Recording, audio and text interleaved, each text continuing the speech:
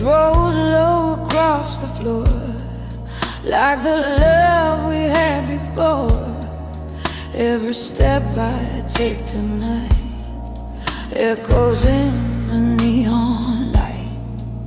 Your memories, a rhythm slow, playing where I go. Oh baby, hear that low bass cry beating through my chest. Every note reminds me you were my best. Now the night keeps spinning like an old blues tune, and my heart keeps falling into your bassy moon.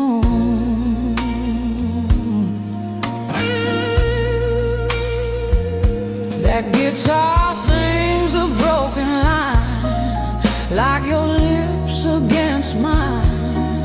Every chord the piano plays pulls me back to yesterday. Oh baby, hear that low bass cry beating through my chest. Every note reminds me you were my best. Now the night keeps spinning like an old blues tune, and my heart keeps falling into your bassy moon. Love like ours don't fade away, it just turns into the blues. And every bar I sing tonight still belongs to you. So let that bass keep rolling slow through the midnight air, 'cause every lonely blues I sing still finds you there.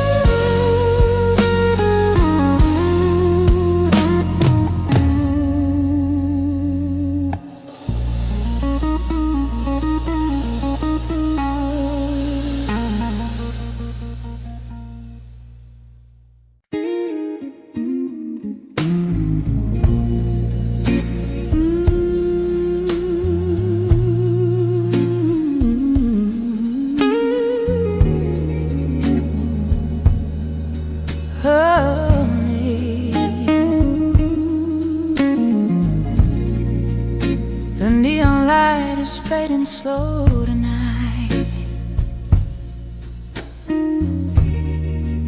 A lonely bar, a broken heart inside. Your empty chair still waits for you, but I know you're gone for good. It's true. The bartender pours another round.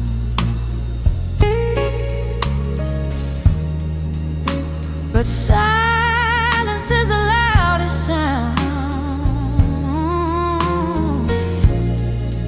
Your memory walks across the floor like footsteps knocking at my door.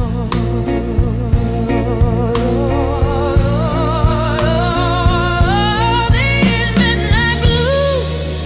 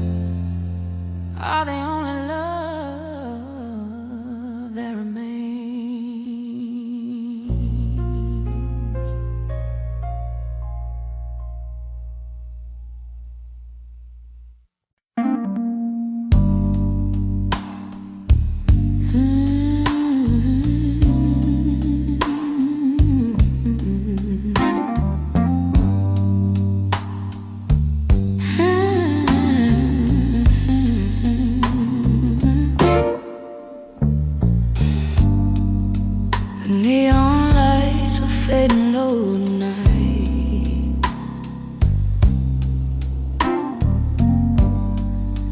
A lonely shadow dancing on the wall. A glass of whiskey, one more silent fight. Since you walked away and left it all. Oh baby, these midnight blues keep whispering your name. My heart's still burning slow, like a runaway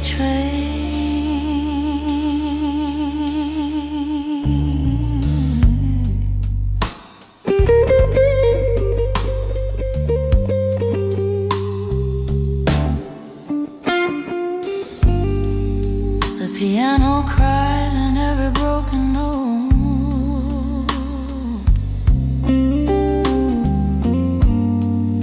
The smoky song drifting through the room. Your memory wrapped around my cold, like a cold December gloom. Oh baby, these midnight blues still calling out for you. Every lonely melody feels like deja vu.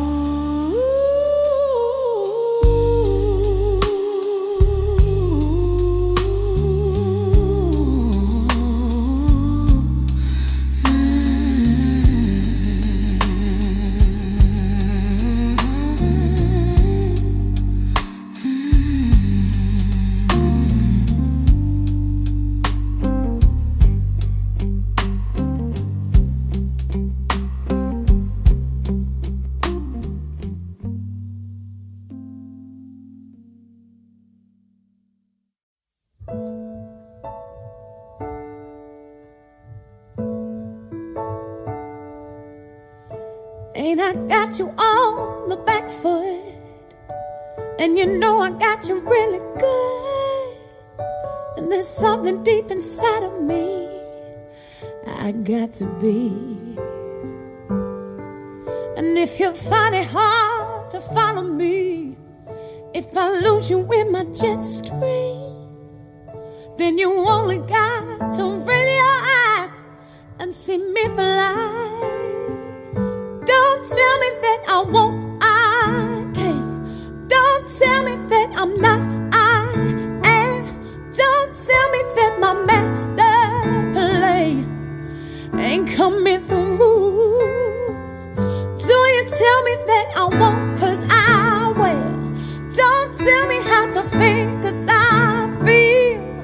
And yes, I know what's real and what I can do.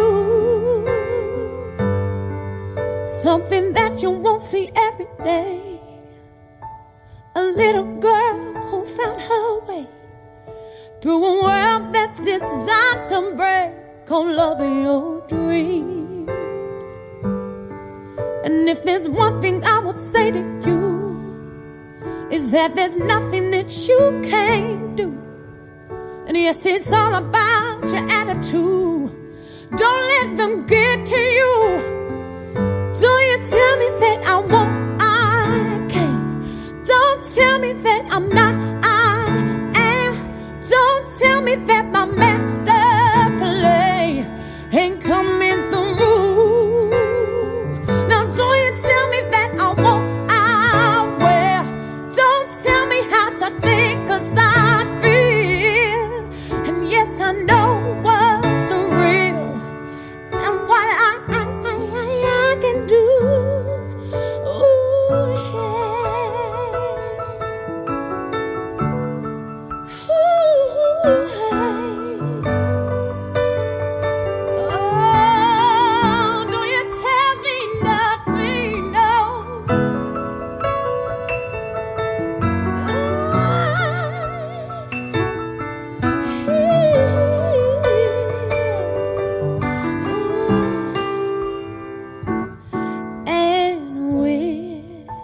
singing in our own voice. We can make that choice to be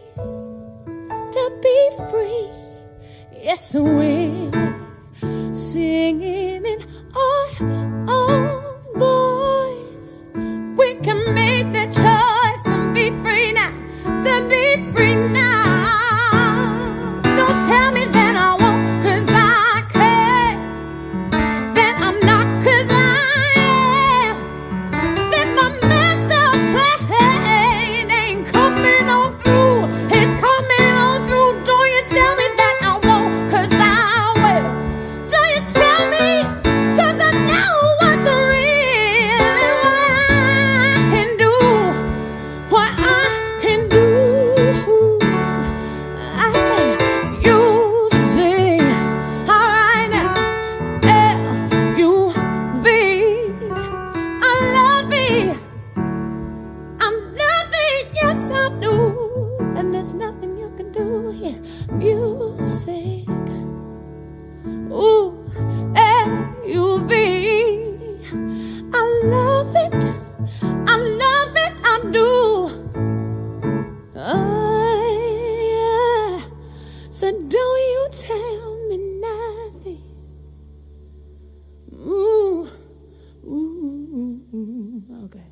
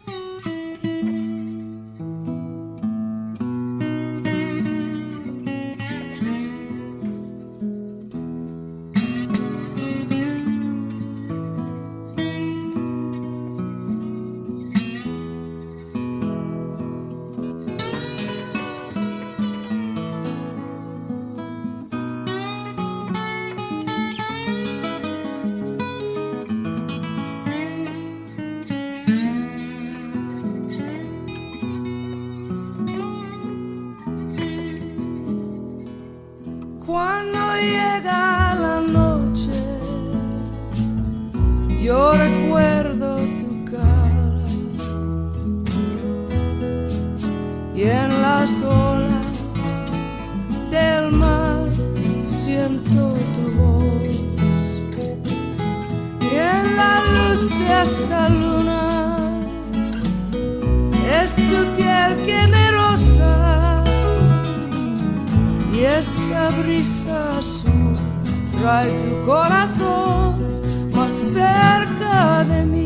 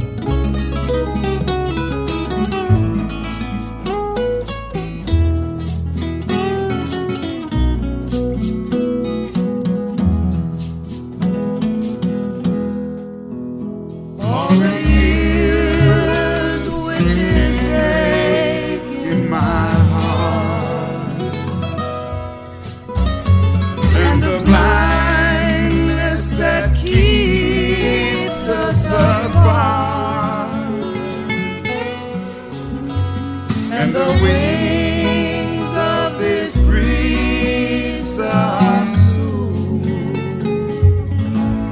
will sing me to you.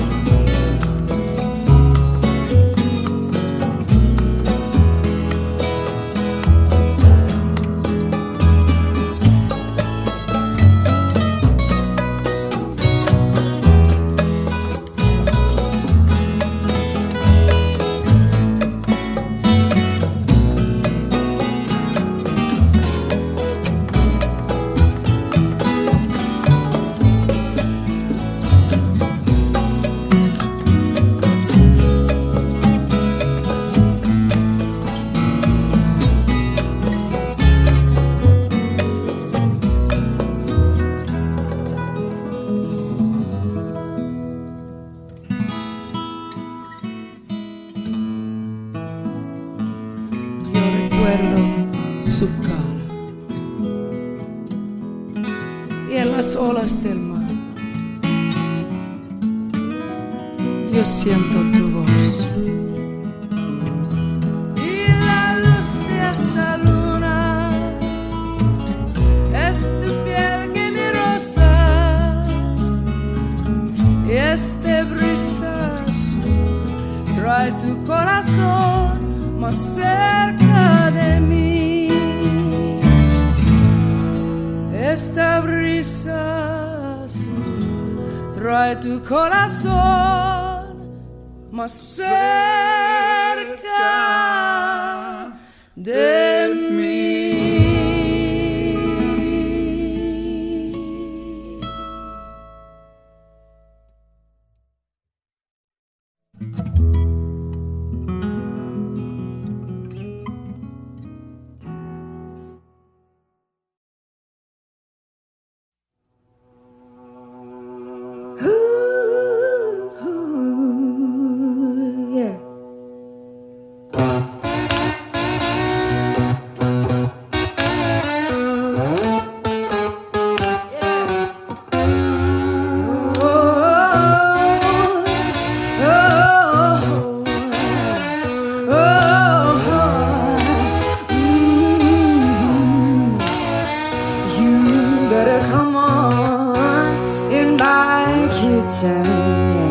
Cause it's going to be raining outdoors. Ooh,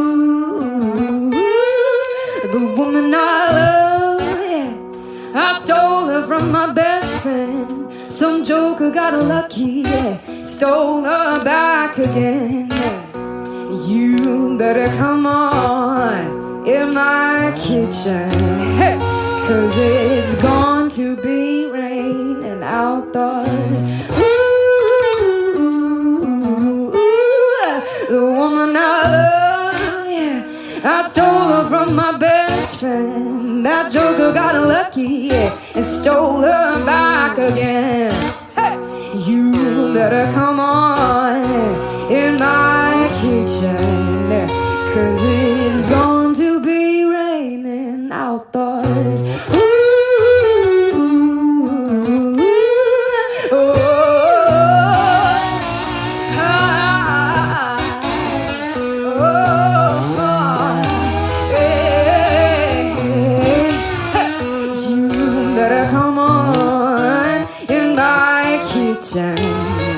Cause it's going to be raining outdoors.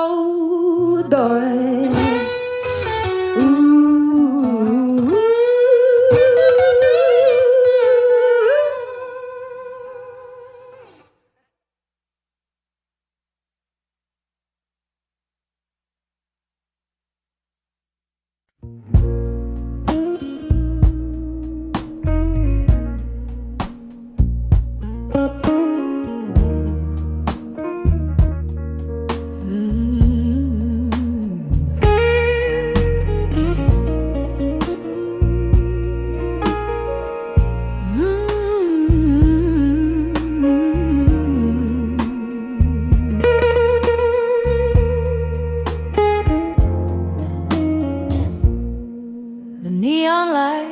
Are fading low tonight.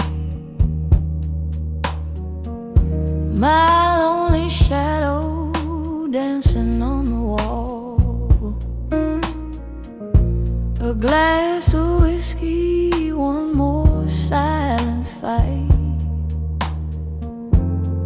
Since you walked away and left it all.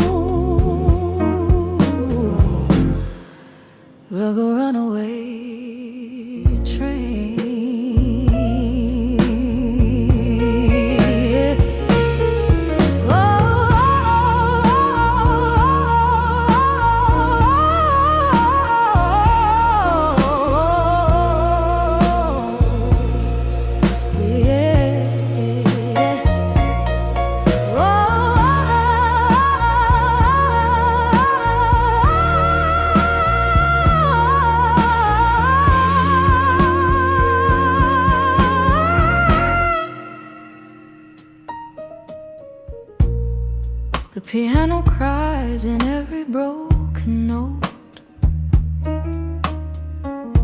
a smoky song drifting through the room, your memory wrapped around my coat,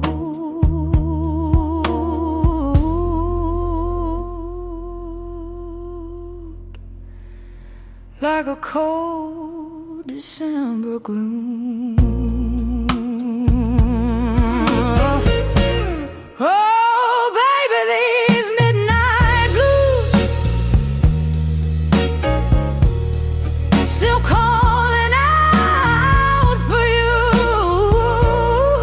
Yeah, every lonely melody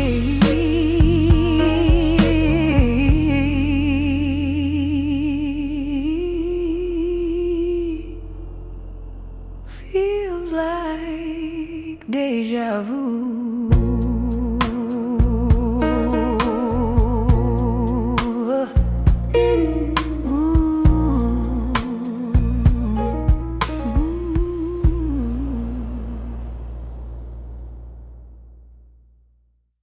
There ain't no use to sit and wonder why, babe,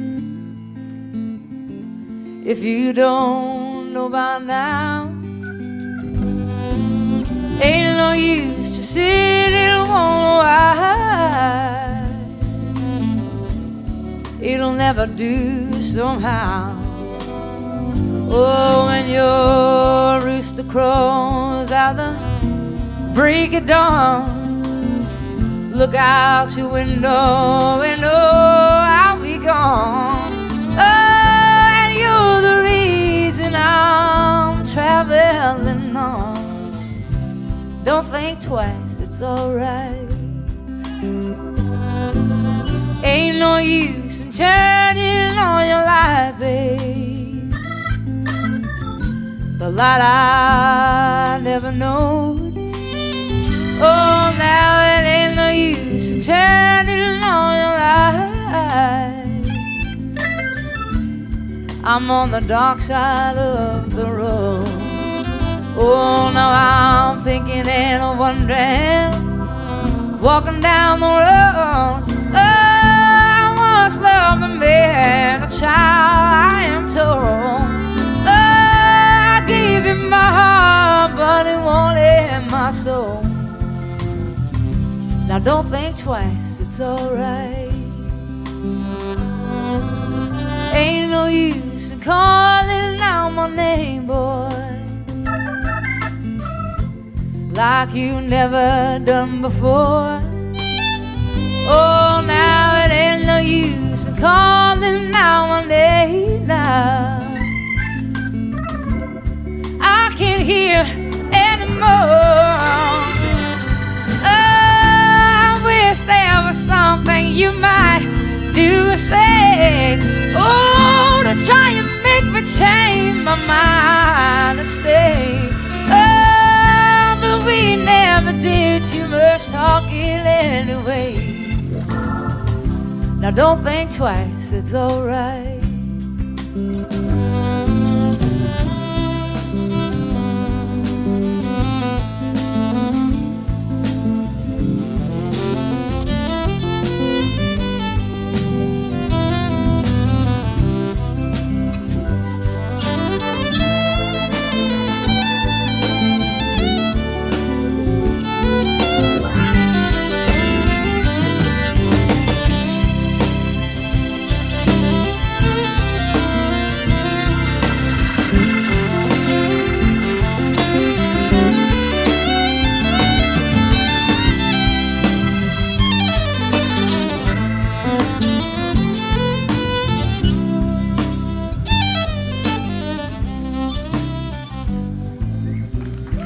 So long, honey, baby, where I'm bound I can't tell. Oh, my goodbye's too good a word now, so I'll just say farewell. And I ain't saying that you treated me unkind. Oh, you could have done better, but Lord, I should have known mine. Oh, you just kind of wasted all my precious time. Now don't think twice, it's alright. Oh, you just kind of wasted all my precious time. Don't think twice, it's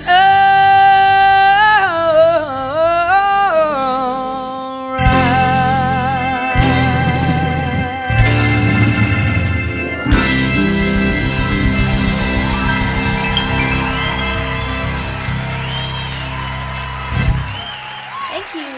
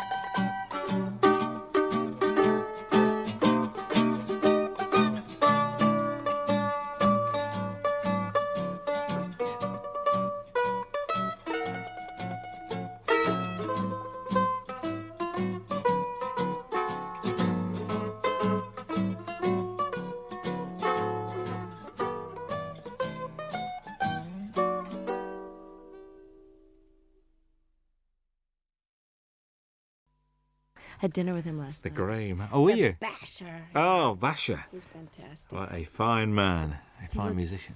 They've got a picture of him on the wall of this VH1 studio in Camden Road where we were, and he looked like a lemur, like, because he's just had really light blue eyes, and just the photograph looked like he was holding a guitar, and he just looked like one of those exotic Madagascar lemurs that only come out at night. It was just great. We I used to run a little venue in the north of England, which was an old wooden pavilion that was been knocked down now, and we booked this band one night, and they pulled. So the agent said, well, I've got this other band called Brinsley Swartz. Do you want them to come? So we said, okay. So they turned up, and it was just brilliant. They went down a storm, and it was a really, really good gig. It was just amazing. Very, very good. Are we rolling? He's Okay. one of a kind, really. One of those people that you're just so glad he's around. Paul Carrick as well.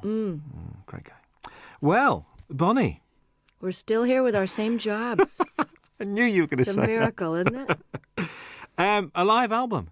And about time, too. Tell me about it. Yeah. Not from lack of wanting. Really? So why now? A couple of reasons. I've been being besieged by people over the years that say, your live shows really capture you, and if only you could get one out, you'd really come across.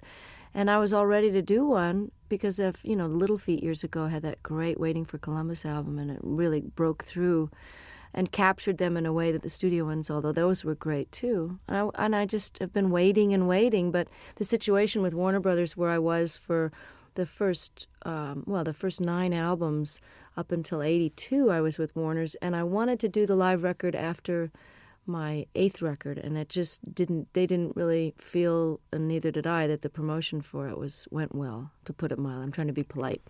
And radio really stopped playing any kind of progressive format, so I was basically shunted off into the hinterlands of fringe music. And even though I was selling well in my concerts and my core audience bought my albums, it wasn't the right label situation to put out a live record, because they didn't care enough, frankly.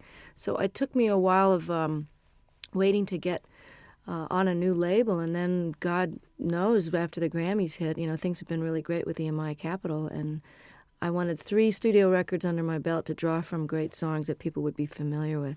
And I've been basically planning to have this lineup of guests for a long time now, and finally I've got the great band that can play the songs as well as the ones that play in the studio, because most of them are the ones that are on the records. Indeed. I can't believe that these friends just happened to be around. There must have been a lot of phone calls going out to get all these guests on this album. Well, you've got to plan, because people's schedules are way in advance. I mean, I know what I'm going to be doing 5 years from now almost. So everyone's booked, and everybody's got their own album schedules. And Jackson said, I'm going to be recording, but it's if you can film and record in California, I bet you I can fly up for the day. Hornsby had already made room in his schedule for me. And this was planned in March in order to secure the mobile truck. The concert venues go on sale, at least a couple of months before.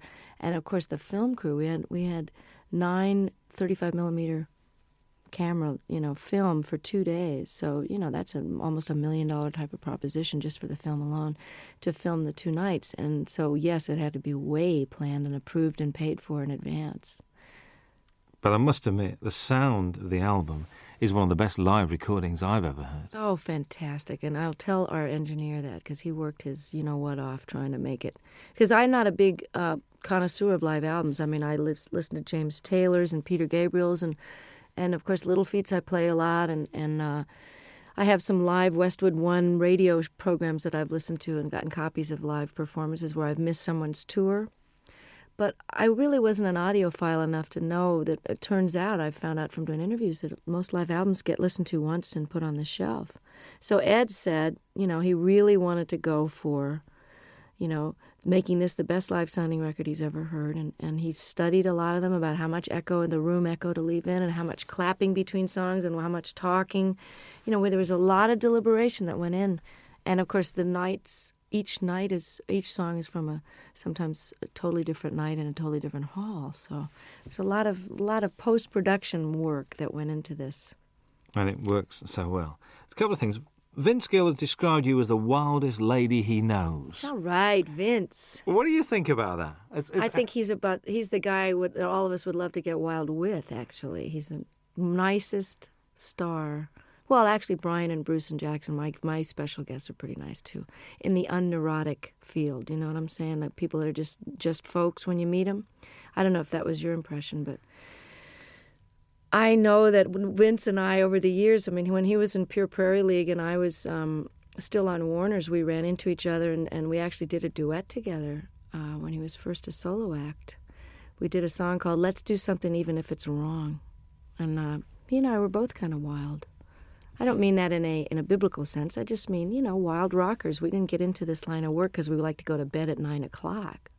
Well, you don't start till late anyway, do you? You start late. You know what? I get up early when I'm off the road. I like the daytime hours because if you're not up partying at night, there's really no reason to be up past midnight unless you just get into one of those great moments when you can write and you're reflective and everybody else is asleep.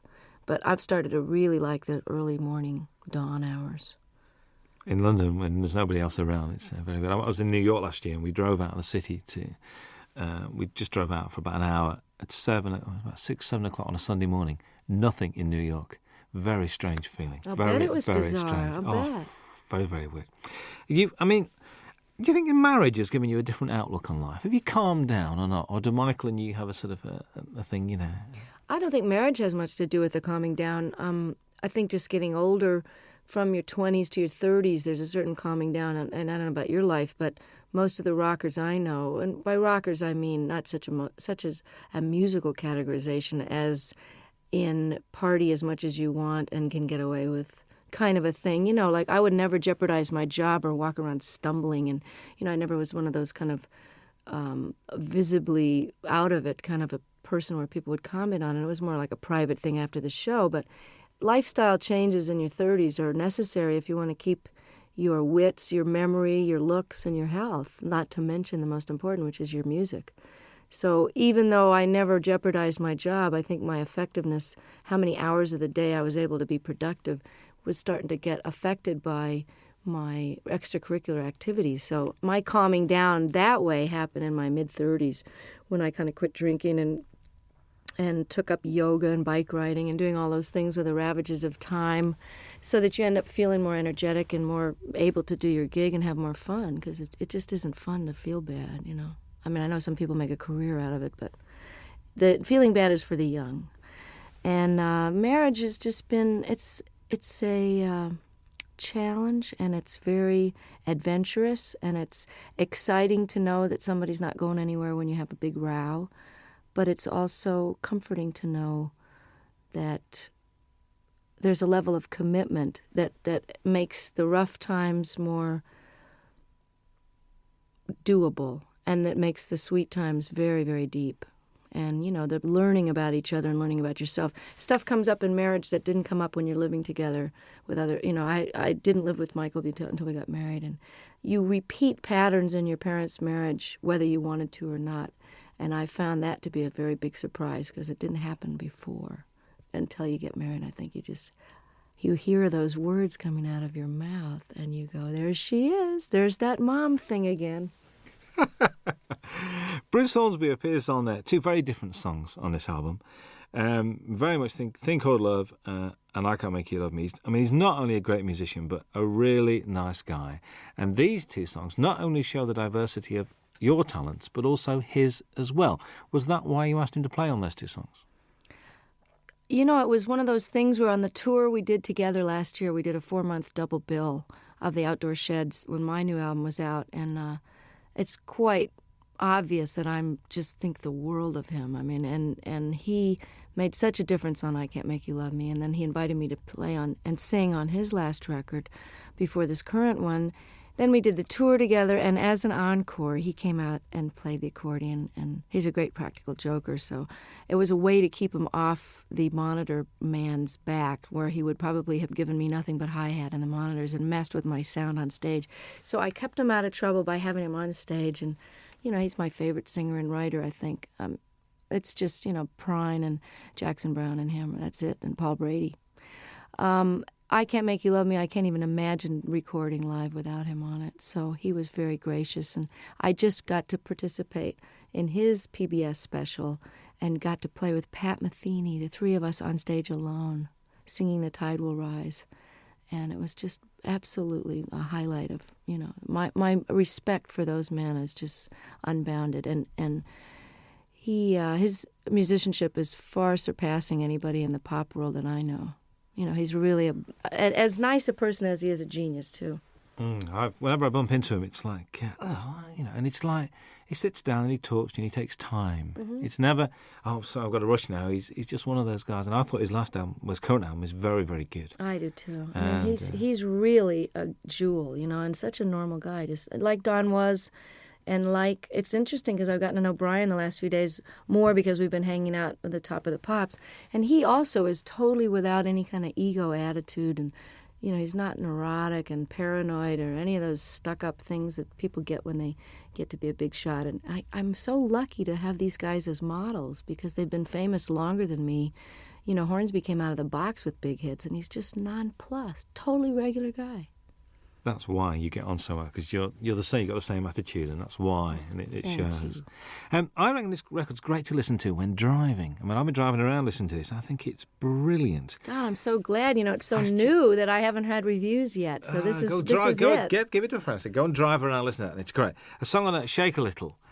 New song to you. New Great song by the guy Michael Ruff who wrote "Cry on My Shoulder" on Nick of Time, and I listened to so many tapes of things where people have a cover letter that says, "This is so perfect for you. We've had you in mind," and then it's just dreck. So I appreciate the thought, but, you know, I don't know whether to throw a bucket of water on them the next time I see them or just never answer their phone call. And then there's these jewels like Michael Ruff, who's a brilliant artist on his own and has never gotten the attention he deserves. And I think he's actually got quite a good career in Sweden going on for some reason. But he had 2 great records on Warner Brothers years ago, and the women are all mad for him because he's absolutely gorgeous. But what an unbelievable tune. I'm glad you mentioned it because I love it. I think it made a good single, actually. I was listening to it. I think it so, would too. Make a good single. Matters of the Heart is haunting. I mean, that's one where I think you mentioned this capturing the audience. You could hear a pin drop in that auditorium. They're all there as one, I think. I mean, And hadn't heard the song before, too. So that was really which is great. like, oh. Yeah. And, I mean, did you feel that was a special performance that night with them? Exactly. That was why we picked that night's performance. I mean, all the great part about recording 6 nights is that we really got the best performance of each one. It was hard to choose sometimes, but there was always one that had that pathos and a unity of, you know, whether it was a spontaneity or just not thinking about it. Everybody forgot about the tape, and the audience, for whatever, it's almost like a great meal or making love. You know, there's just that one evening where it's that you're doing the same thing with your lover that you've always done, but it's just fitting and feeling perfect. And that this track has got a soulfulness to it, kind of a Ray Charles thing that, you know, Michael McDonald is an incredible writer and singer. So the fact that to wrap myself around one of his songs like this is, you know, you're as good as your material, and like I Can't Make You Love Me, this is one of those classic songs. I think what's nice about this record as well is it's not Bonnie Raitt's greatest hits live, which I'm so pleased about. It's a real, it's almost it's a comment and it's a reflection. Was that purposeful, the way you selected the songs? Yeah, and I'm glad to hear you say that. This is terrific that it's coming across, even in its shortened 1-disc version of the 2-hour concert. I mean, we were actually surprised, Don and I, when we had to narrow this down, that this played as well, and we almost like this order better than the ones with the extra 4 songs on it. I had no intention of doing a greatest hits because why would somebody want to buy it? Well, I suppose they would want to have all those so-called hits on one record, but why not try letting the songs go out the way they've evolved over the last few years? I mean, Love Me Like a Man, I recorded in 72, and the guitar solo is never going to be the same twice. And certainly Have a Heart and Love Letter and different songs from Nick of Time, you know, all of these songs have taken on their own character depending on the tour that we play them. Each tour, everything gets a little shifted by the band members, you know, because just to keep it interesting, but also they just grow. Tempos are changed, you know. Have a Heart has a kind of a South African guitar part on it, and that's partly because I've got one of the greatest guitarists as a foil now, George Marinelli, who used to play with Bruce Hornsby. So I wanted to add something different to the older songs and give people, we got 6 new songs, so it's a little bit of everything. I think so. Charles and Ruth, I'm pleased they're on there. I get the impression the way you were together, there's a real mutual respect amongst the 3 of you guys. Oh, total. And I mean, of all the people that are on a stage at once, everybody has admiration so deep that, you know, I hope it comes through, and I'm glad to hear you say that it can be felt, because Ruth Brown single-handedly was such an influence on Etta James and Aretha Franklin and all the people that I grew up listening to when I was old enough to read about their influences. They were the ones that mentioned Ruth, because I, of course, was only 1 year old when her first record came out. But she's built Atlantic Records with her singles in the late 40s and 50s, as did Charles Brown, who's no relation, by the way. He's from a totally different part of the country. But he also was seminal in starting the whole West Coast blues sound, the transition between the post-war jazz era, and he took his Texas very funky roots. He also was classically trained, and he melded them into the style of jazz with the Art Tatum flavor and the beautiful classical music, to where Nat King Cole became famous based on the music that Charles Brown was doing. And, of course, Ray Charles is a direct descendant, although he doesn't credit Charles, and has never turned around and really helped him, nor have Chuck Berry and some of the other people that really grew up idolizing him. And I always felt it was strange that the great rhythm and blues artists and the white artists of today, who owe such an incredible debt to these pioneers, would not only not put them on the show, or at least throw some money towards the organization out of which they can get some health insurance, since they didn't get any royalties. Because this is the biggest criminal revelation I found out in the last 6 years, is that nobody before 1970 did get royalty participation. And we've just now gotten to the fourth large company to only now, 6 years after the organization was founded, to agree to pay a 10% royalty starting today, for example, as opposed to 30 or 40 years of lost royalties and 10 years of CD sales with no money coming, no health insurance. Every other industry has health insurance and takes care of their own, except ours. So this is a call out to the other artists that are listening and fans to make sure you support the reissues that are paying royalties, and don't buy the bootlegs, and don't sell the records direct. Send the money directly to the artist, believe me, before you rip them off for the third time. Absolutely. That's the Rhythm and Blues Foundation as well we're talking about. Yeah. Good to see blues on this. A fine tribute to Mississippi Frag McDowell. And I remember one night in the middle of winter going to Lancaster University, which is like in the middle of nowhere, because a friend of mine rang me up and said, "We've got to go and see this guy playing." I said, "What's it?" He said, "Mississippi Frag McDowell." I said, "Okay, we'll go." Went along, there was 8 people there. But the guy putting it on loved him, and it was obvious. The guy running the gig said, "Look, I spent my money on this, and just come and enjoy yourself." Isn't that the greatest? Because Fred, I'm telling you, was the most exuberant blues man. They always say, oh, they're so full of pain and grief. I mean, Fred loved to play more than anybody I ever saw, and they're just re-releasing I Do Not Play No Rock and Roll, one of the greatest double albums, and I think it was recorded here in London. I'm not sure if that was the one, or maybe there was just that in concert where he's wearing this Mexican poncho over a bright yellow sharkskin suit with a bolo, string tie, just unbelievable getup, and loved the girls used to just flock around him, these little white American and English girls just bat their eyes at him, and he loved it so much. Just like John Lee Hooker is just rolling around enjoying his success now, Fred was like that, and one of the greatest Delta bluesmen that ever lived. I mean, you say on there, you think these songs get better with age. Do you think your work gets better with age? I sure hope so. I mean, don't you think you're better at your job now? You got more seasoning and humor and perspective and knowledge. I mean, I always think people, as they get older, if they're lucky enough to keep their wits about them and don't get too cranky and discouraged, that people's wisdom and opinion at 70, 80, 90 years old they're like gems, If you're smarter now at 45 than I was at 25, why won't I be even smarter at 65? So I hope that my music is richer and deeper and more accomplished. And I never saw B.B. King or John Reid or Pablo Casals or Segovia get any less with age. They just got more. Absolutely. You're always introduced, which I do like, as Bonnie Raitt and her band, including Hutch and Ricky now. I mean, they're part of the furniture. Hutch, how has he been around? A long time. He's has the distinction of being one of the only white guys ever play in the Neville Brothers, although they've had a white guitarist for a while. He is so respected by every type of musician. He played in Central America, lived there for a while. The New Orleans cats think he's just it. He lived in San Francisco, was in a band called Copperhead. He knows Celtic music inside and out and can play jazz Algerian music. I mean, there's nothing the guy can't play. And if you ask him a question, he can give you every detail of every side musician. So he's like a walking encyclopedia. These are sort of nice guys to have around, I think, to contribute to what you're doing. Oh, I'm so lucky to. And this is the best benefit of success, is that while Hutch has been with me for over 10 years, at whatever salary level I was at, he was with me during the rough years in the 80s too, rough meaning couldn't pay very much. Ricky, who has been a successful producer living in Australia, doing film scores and, just co-produced the Boz Scaggs album. And, for those of you, Ricky Fattar from South Africa, he was in a young band called The Flame that was quite famous and was in the Beach Boys for a while.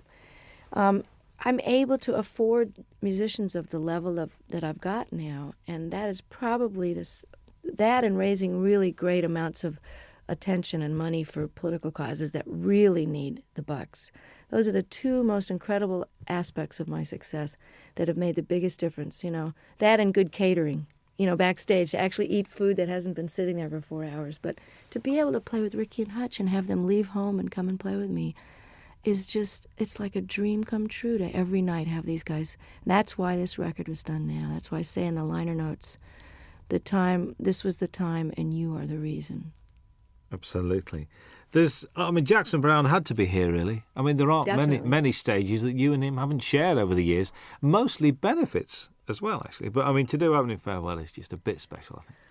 And, we didn't know what we were going to do. I was going to cut this wonderful reggae tune that he did on his last record called I Hear Your Heart Beating Everywhere. I love that song, and I thought we could have a duet, kind of a, We Be 40 kind of a thing. I don't know. And we tried it in my key, and it just didn't sound as good as his.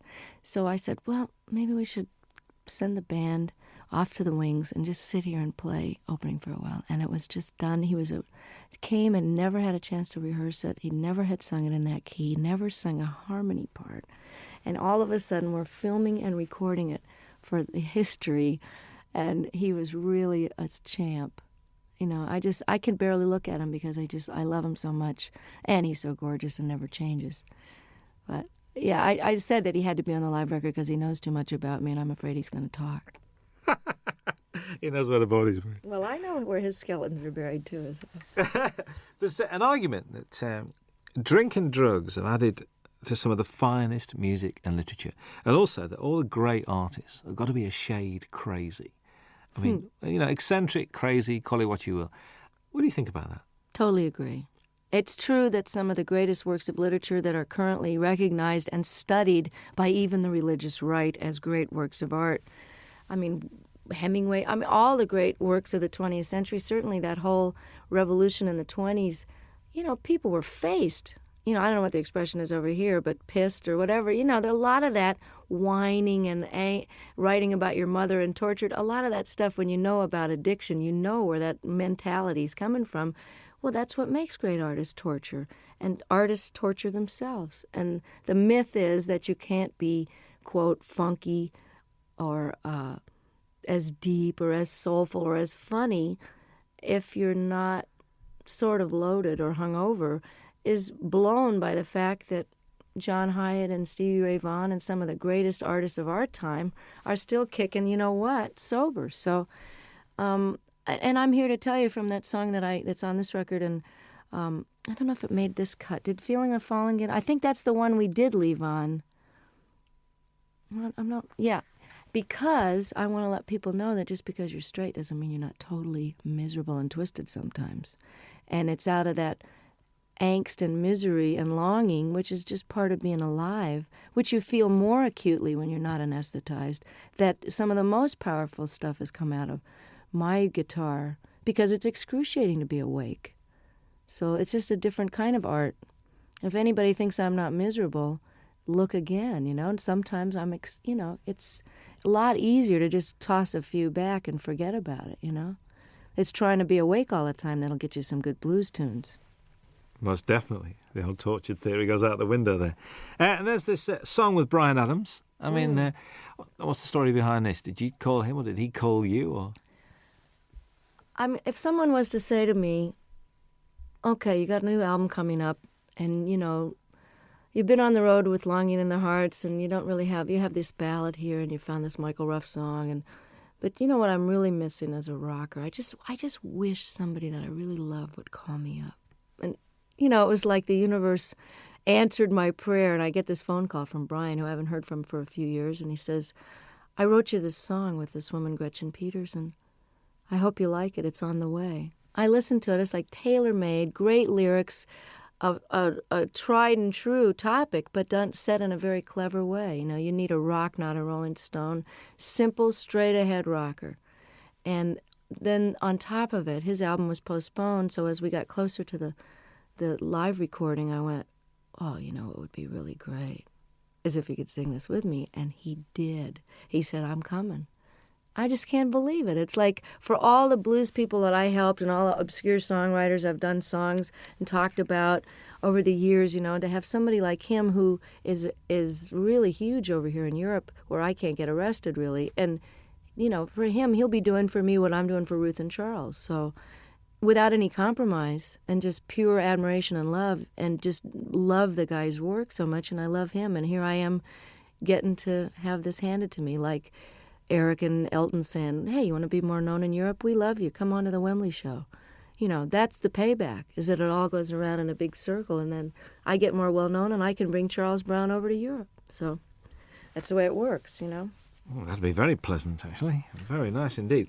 There's 3 songs that run together. There's Longing in Their Hearts, Love Sneaking Up on You, and Talking Heads, a storming version of that. All right. Were they the same night? Because they just run together. I think they are the same night, actually. But they were pretty slamming all. Sometimes we do Come to Me in the Middle, which we didn't have room for on the record. But again, you can get it on import probably. I always thought of doing Burning Down the House since I first got the idea. I've always wanted to cut the song, but I had no idea whether we would do it on this record or whatever. I didn't know if it would make the record. It was just one of those sound check into the last encore of the night. And, by the time you're at the encore point, your fans are so nuts. You can basically play Rachmaninoff's symphonies and get away with it with a reggae beat. But I love Talking Heads. I love this song. Always heard it with slide guitar. And it's very similar in the clavinet part to Love Sneaking Up on You. So I had them as a segue, like half of Burning Down the House into Love Sneaking Up on You. And about 3 gigs into the tour, all the reviews were mentioning, and the audience was jumping up and standing. They were mentioning Burning Down the House. So Don suggested, he said, hey, why don't you just finish the song and flip the order and stick it on there and we'll put it on the record. And I said, no, nobody's going to go for that. And hey, I like it. Listen, it works really, really well. Kim Wilson guests on the album as well. The Fabulous Thunderbirds are one of the best-kept secrets in Europe, like yourself. Well, that's why I plan to change it. I'm really glad that by doing a record with Delbert on Luck of the Draw, that 5 million people have that album and now know who Delbert McClinton are, as if anybody's been asleep in a closet and doesn't know. The other great white singer of rhythm and blues is Kim Wilson, and one of the greatest living harmonica players.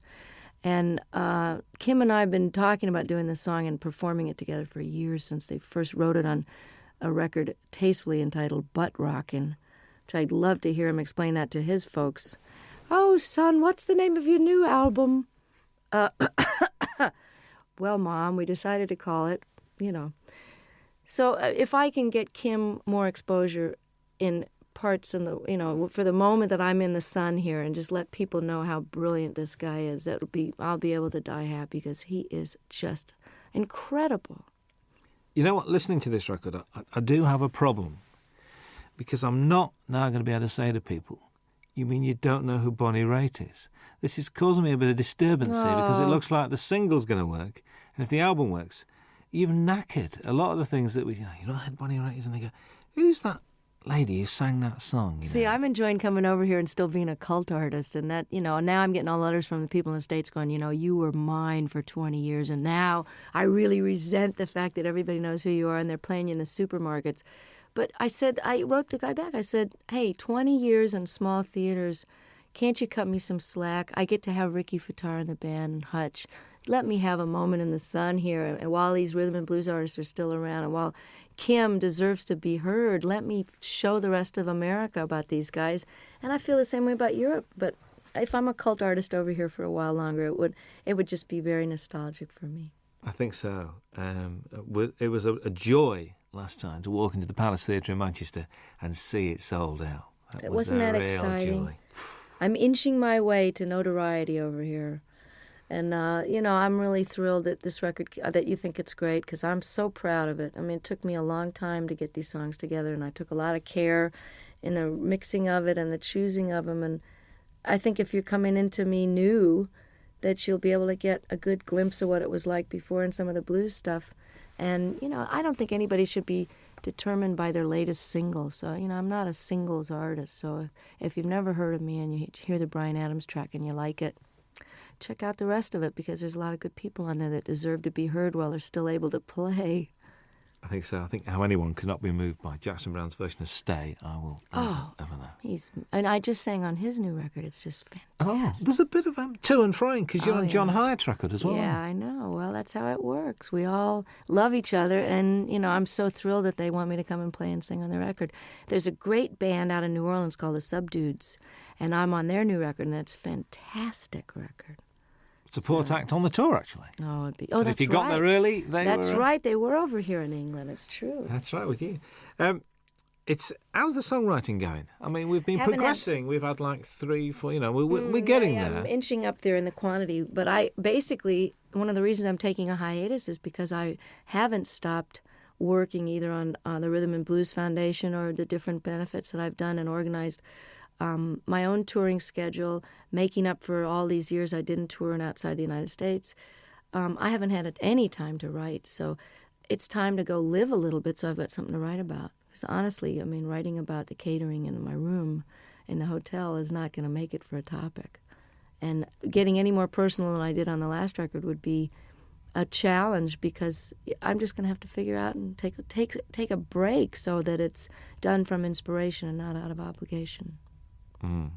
So does this mean that, I know because you're not a winter person, so come sort of spring, are you going to be treading these shores?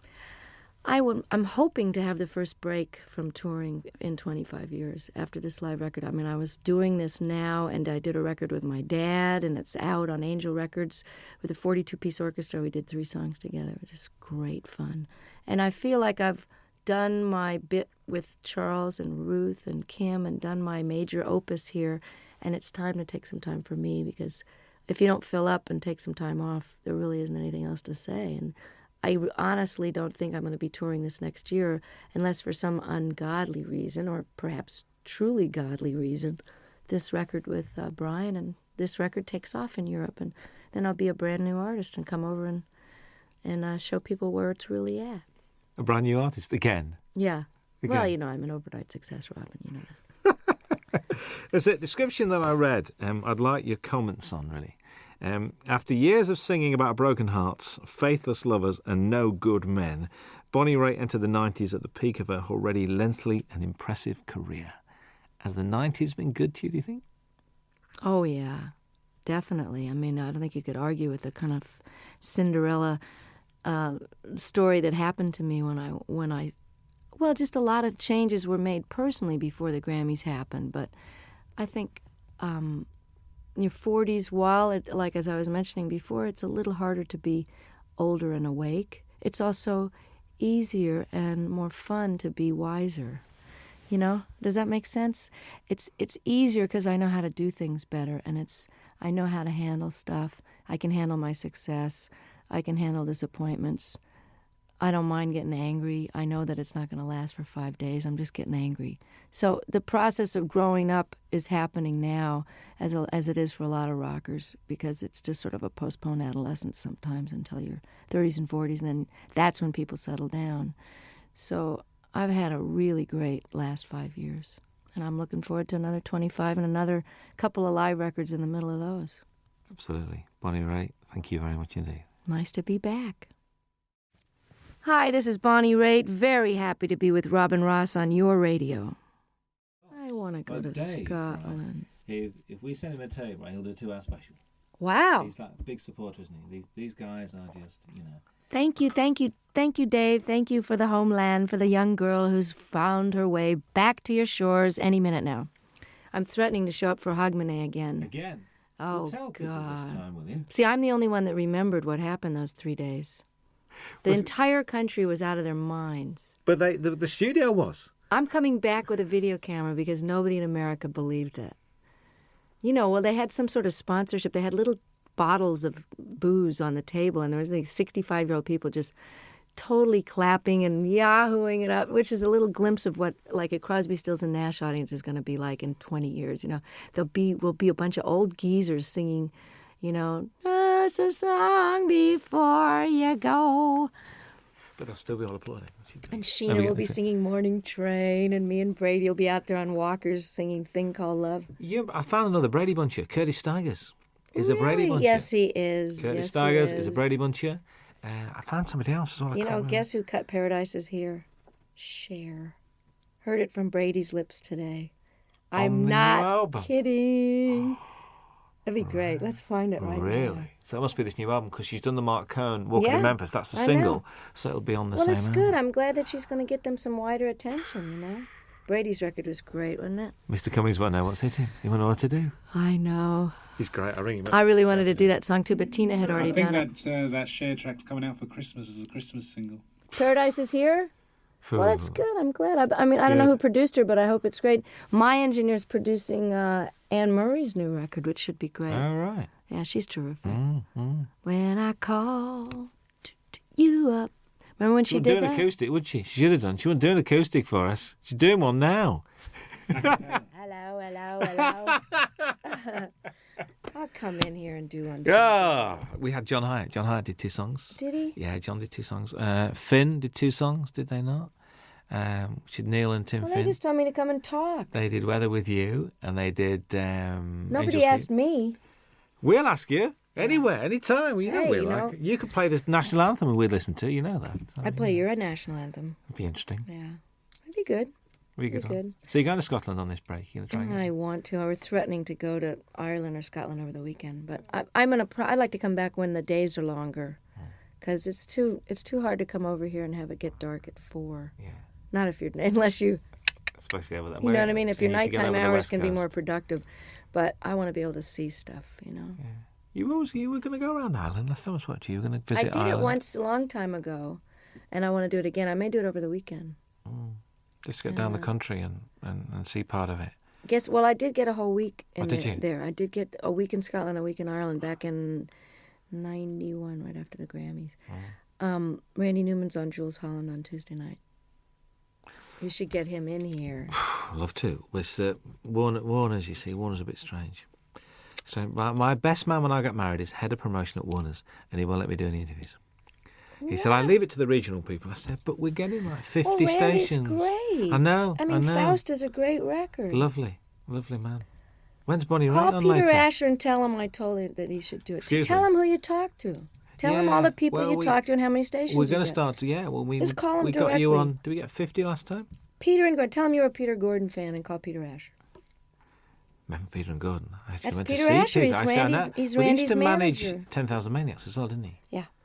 He manages Little Feat. And now he's head of Sony, I think. That's right, I forgot. He got a new job. My former manager is head of Atlantic, then head of Warner's, now he's head of Mercury. Moving Hello. around. We're gonna fire you. Here's $30 million. Get out of here. Oh God. Now you can pay the musician. Here's another label. Oh, Could you sign that for me, please? Are you kidding? Thank you. I've got great. I've got a shiny one because you haven't got shiny pens, have you? Can I have that on tape, please? And you haven't got any Robin tape. Ross has a shiny one. You haven't Thank you. Would you sign it for me?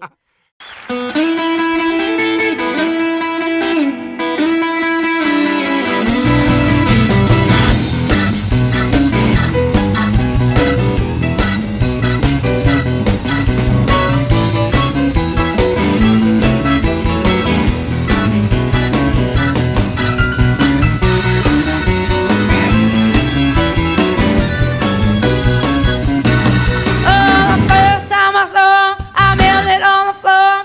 Never had I seen a man like this before. I fell in love.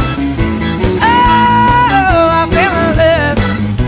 Oh, the last thing I knew, I fell in love with you. Oh, the first time we went out, he took me to a dance.